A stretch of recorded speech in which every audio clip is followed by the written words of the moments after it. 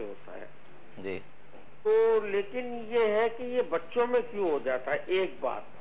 दूसरी बात ये पूछनी है कि शुगर, मैं भी शुगर का मरीज हूँ, इंसुलिन भी लगाता हूँ और दवाइयाँ भी लेता हूँ, लेकिन डॉक्टर से मुझे ये लगता है कि जो डायबिटिशियन होते हैं उससे कोई इतना फायदा नहीं पहुँचता। इसके जो महीने या 2 महीने में एक दफा बुलाते और 1-2 रीडिंग लेते हैं, उसके बाद एक फैसला सादिर कर देते जो कि लागू नहीं होता।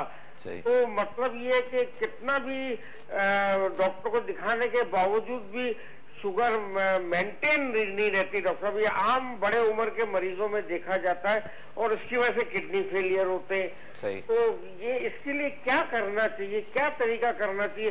क्या मरीज को खुद डॉक्टर बन जाना चाहिए, क्या करना चाहिए? वैसे एक वक्त आता है कि मरीज जो है ना वो डॉक्टर बन जाता है, उसको इतनी बीमारियों के बारे में पता लग जाता है। सही। बट डॉक्टर साहब की राय बड़ी ऑथेंटिक होगी और वो सुनना चाह रहा हूँ। जरूर जरूर। बहुत शुक्रिया, आपका बहुत जेन्युइन सवाल है। और मैं ये समझता हूँ कि हर मरीज जो डायबिटीज है और शुगर का जो हाइपरटेंसिव टेंशन का पेशेंट है उसको ये मालूमात होनी चाहिए। देखिए, सबसे बड़ा जो मसला हमारे यहाँ का इन बीमारियों का है, हम उसके पे गौर हमें करना चाहिए। 2 बड़े मसले हैं।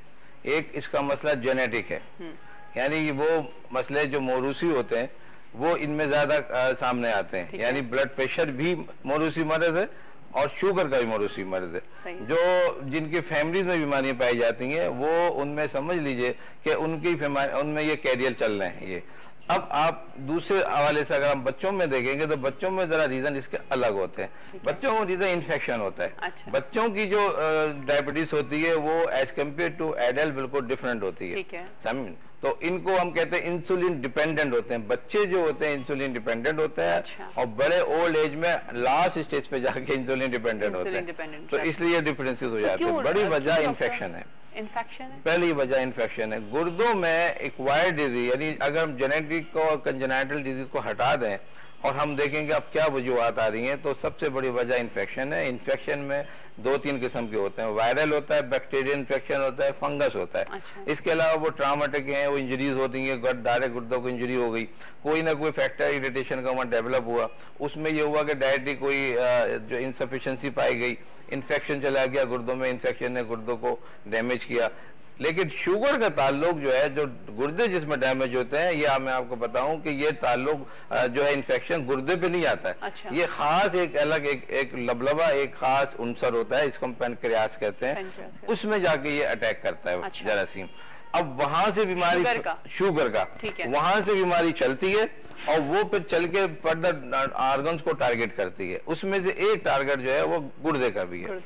हालांकि यही नहीं है कि शुगर का पेशेंट जो है वो गुर्दे को डैमेज कर रहा हो, वो आपके नर्व सेल को भी डैमेज करता है, तो पेरिफेरल न्यूरोपैथी डेवलप हो जाती है, आई साइट को भी डेवलप करता है, ग्लाकोमा हो जाता है। इसी तरह हार्ट प्रॉब्लम की जाते हैं, हाइपरटेंशन इनमें हो जाते हैं।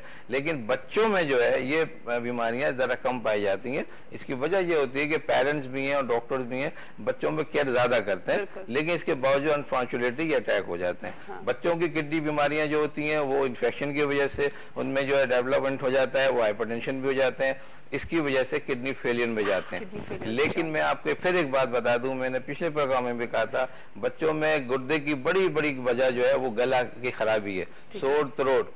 एक मैंने कहा था स्ट्रेप्टोकोकल इन्फेक्शन होता है, बीटा हेमोलिटिकल स्ट्रेप्टोकोकल इन्फेक्शन। ये पोस्ट यानी जब ये कुछ दिनों तक चलता रहेगा तो फिर ये एक्यूट कंडीशन में गुर्दे में इन्वॉल्व करता है। इसी तरह एक्यूट कंडीशन में ये हार्ट पे जाता है तो रोमेटिक फीवर होता है, जो मैंने पहले डिस्कस किया था। इसी तरह गुर्दे में जाता है तो ग्लोमेरुलोनेफ्राइटिस कर देता है। तो ये बीमारियां यहाँ इस तरह से जन्म लेती हैं। अभी हम लेंगे एक छोटी सी ब्रेक और ब्रेक के बाद जब वापस आएंगे तो आज हम बात कर रहे हैं जी, आज किडनी डे भी है तो उसके हवाले से बात कर रहे हैं हम बच्चों में कि बच्चों में किडनी डिजीजेस क्यों होती हैं। लेकिन अगर आप कोई और सवाल करना चाहते हैं तो जरूर कॉल करिएगा हमारे सुबह बखैर वाइब के साथ में, हमारे साथ ही रहिएगा। छोटी सी ब्रेक बखैर वाइब के साथ में अल्लाह करे कि आप सबकी सुबह आज का पूरा दिन बहुत अच्छा गुजरे। ये हमेशा आपको मैसेज देती हूँ।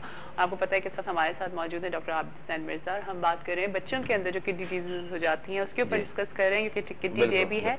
अच्छा डॉक्टर साहब, अभी जो हम बात कर रहे थे किडनी की ब्रेक के दौरान, तो जो ये ट्रांसप्लांट होता है, किडनी ट्रांसप्लांट्स होती हैं, तो ये बच्चों में भी होती हैं? बिल्कुल। देखिए, ये हमें ये देखना चाहिए कि ये ट्रांसप्लांट क्यों जरूरी होता है। तो बेसिकली यही होता है कि किडनी फेल हो जाते हैं, किडनी फेल हो जाते हैं। तो अब किडनी जब फेल हो गए तो उनका काम खत्म हो गया ना। तो हमें ये जानना चाहिए कि गुर्दे की अहमियत क्या है, गुर्दों की अहमियत क्या है, क्यों हमें चाहिए गुर्दा ना। तो गुर्दा एक ऐसी चीज है जो समझने की नागुरीद है, एक जिंदगी के लिए गुर्दा बहुत जरूरी चीज है। इसकी वजह ये होती है कि ये जितनी भी एक्सक्रीटरी सिस्टम, यानी अगर आप ये सिस्टम को आप यहाँ देखें, आप कहें कि ये सब चीजें, इसके जो वेस्ट प्रोडक्ट्स हैं वो बाहर कैसे निकलेंगे, तो ये हमारा एक गुर्दा काम करता है। तो उसी वक्त आपने देखा होगा गुर्दे की बीमारी में सूजन हो जाती है बॉडी पे, और जो है रीमा हो गया, आंखें सूज गई, हमें घबराहट हो गई। तो इसकी वजह ये होती है कि वो चीजें जो बाहर जानी चाहिए, जिसम में नहीं होना चाहिए, वो हमारे जिस्म में रुक जाती हैं। अच्छा, तो जैसी वो रुकती है, जी हाँ, एक कॉल ले लेती हूँ, फिर देखते हैं, हम इस पे आके डिस्कस करेंगे। अस्सलाम वालेकुम। हेलो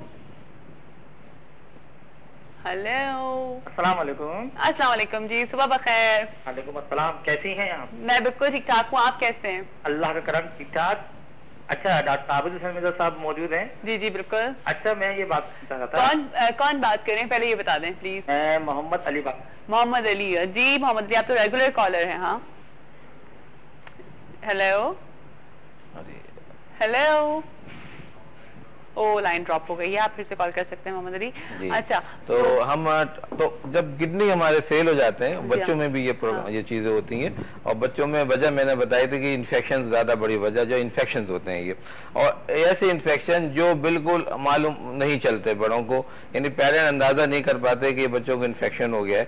जब ये हमारे यहाँ पहुंचते हैं तो किडनी फेलियर में पेशेंट चला जाता है, तो फिर इनका ट्रांसप्लांट कराया जाता है। लेकिन मुझे भी सवाल आ रहा है कि ये क्या ये बाय बर्थ भी होती है ये चीज बच्चों के अंदर, किडनी की डिजीजेस या नहीं? ये सही, ये देखिए, बाय बर्थ डिजीजेस कुछ और होती हैं। अच्छा। और जो एक्वायर्ड होती हैं वो कुछ होती हैं। ज्यादातर जो बाय बर्थ होती हैं उनमें ट्रांसप्लांट इस हवाले से होता है कि जैसे किडनी है, पॉलीसिस्टिक किडनी हो गया, अच्छा, मल्टीसिस्टिक है, पॉलीसिस्टिक है, किडनी सिस्ट आ गई है उसके अंदर, तो वो किडनी हो गया, लार्ज किडनी हो गया, हॉर्सशू किडनी हो गए, तो वो किडनी की शेप चेंज हो जाती है, तो वो अपना परफॉर्म नहीं कर पाता, तो हम इसलिए बाद में जाके उनको हटा देते हैं, निकाल देते हैं। अगर बाद औकात ये बायलैटरल होता है, दोनों किडनी में पाए जाते हैं, दोनों किडनी खराब होते हैं, तो हम उनको ट्रांसप्लांट करते हैं। तो ये डिजीज हमारे मुल्क में इतनी ज्यादा नहीं है, कम पाई जाती हैं।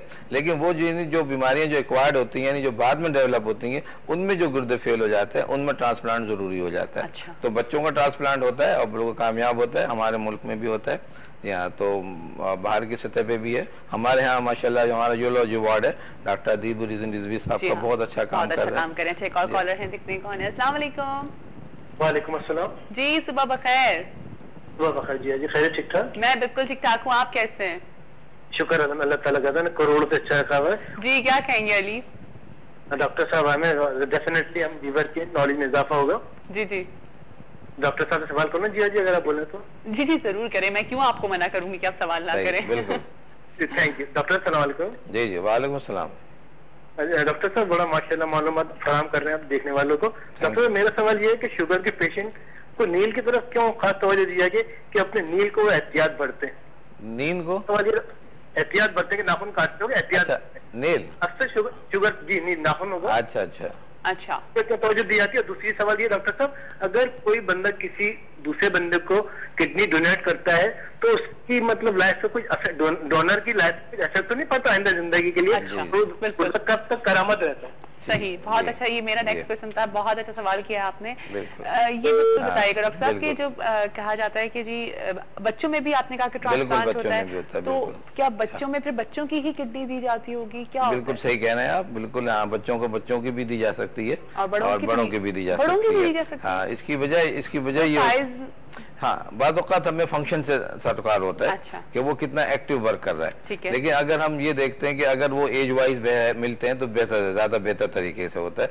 मैं इनका नाखून का जवाब बता दूं कि नाखून वैसे भी एहतियात करनी चाहिए, कोई शुगर ही इसीलिए नहीं है। हाँ? तो बाद औक़ात शुगर के हवाले से कंसेप्ट ये होता है कि जख्म बन जाते हैं, वो देर से हील होते हैं, तो नाखून में ऐसा कोई कंसेप्ट नहीं होता।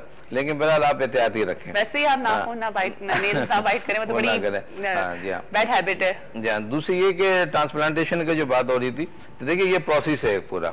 डोनर्स का। डोनर की किस्में होती हैं, एलोग्राफ्टी है और एट्रोग्राफ्टिंग है, तो वो हम उनको सेलेक्ट करते हैं जिनके पहले पूरे मैच कर जाते हैं। वो मैचिंग के लिए पूरा प्रोसीजर गुजरना पड़ता है, कि लॉन्ग टर्म प्रोसीजर होता है ये, जिसमें 1000 किस्म के टेस्ट होते हैं।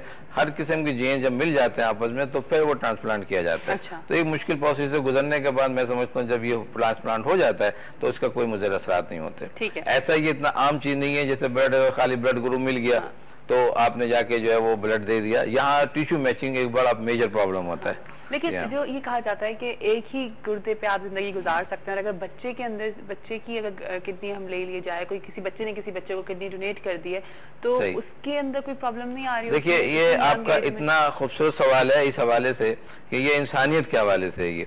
देखिए कुदरत ने हमें दो चीजें अता की हैं, 2 गुर्दे अता किए। मैं ये समझता हूँ कि कुदरत ने 2 गुर्दे देख के हमारे और आपके जहनों में ये बात डाल दी कि आप किसी वक्त इंसानियत की खिदमत के लिए गुर्दा दे सकते हैं। अच्छा। आप प्लीज ये शरीयत में ये थी कि वो एक अलग बहस है कि वो डोनेशन जो है वो लेकिन मैं समझता हूँ कि ये इंसान की जिंदगी बचाने के लिए अगर अपने कुछ भी आप जिस्म का कोई हिस्सा दे सकते हैं तो वो मैं समझता हूँ एक फलाह का बाइस है। वो सबके लिए फलाह का बाइस है। एक गुर्दा देना कोई मायने नहीं रखता, अगर वो मैच कर जाता है तो आप दें। एक ही बंदे की देखिए 2 गुर्दे, उसने एक गुर्दा उधर दिया, अब 2 जिंदगियां चल रही हैं। देखिए ना, अब हो सकता है कि वो उसका ही अपना भाई हो।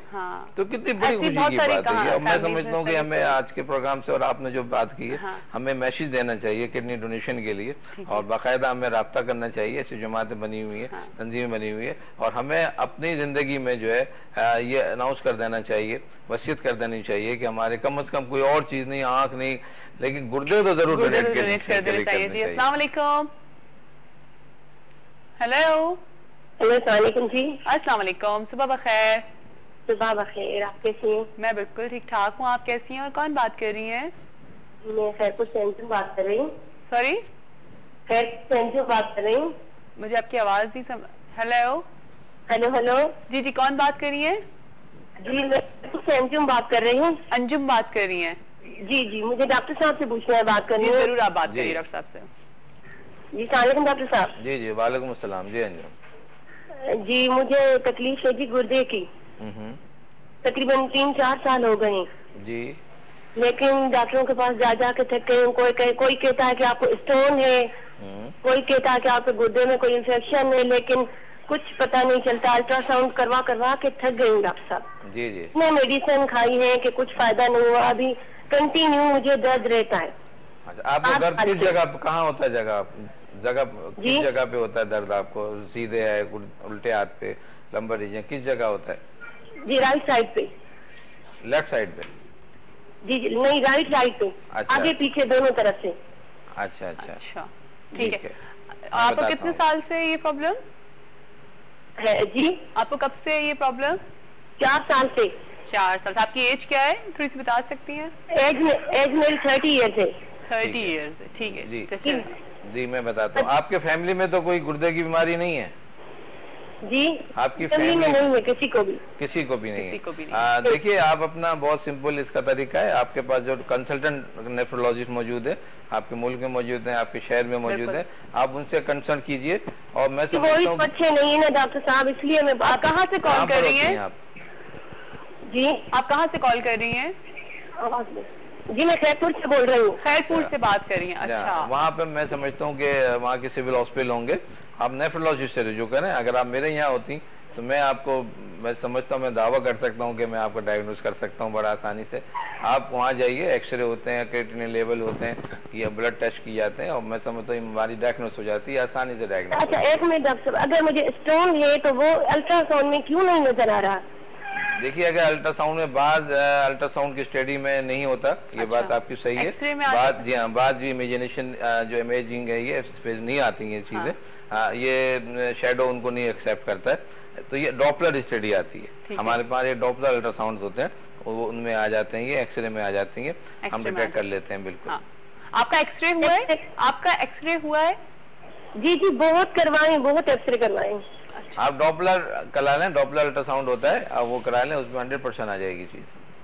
अच्छा एक मिनट डॉक्टर साहब, अगर तकलीफ ना हो तो ये दोबारा रिपीट करें, मैं टीवी पे देखूं, इसलिए मैं बाहर आवाज टीवी की कम कर दिए।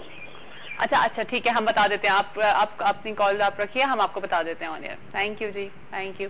आप डॉक्टर साहब कह रही हैं कि आप एक दफा फिर से रिपीट कर दें। देखिए इसमें बड़ा सिंपल तरीका होता है, मैं इनके हवाले से ये बता दूं कि क्योंकि कुछ डॉक्टरों ने इनको किडनी प्रॉब्लम्स का बता दिया है, मुमकिन है कि किडनी प्रॉब्लम ना हो, ये फंक्शनल डिसऑर्डर भी होते हैं। यानी फंक्शनल डिसऑर्डर मतलब पेन में सब कुछ हो रहा है, बीमारी कोई नहीं है, वो उनके जहन में एक हेलुसिनेशन हो जाती है कि भाई मुझे ये प्रॉब्लम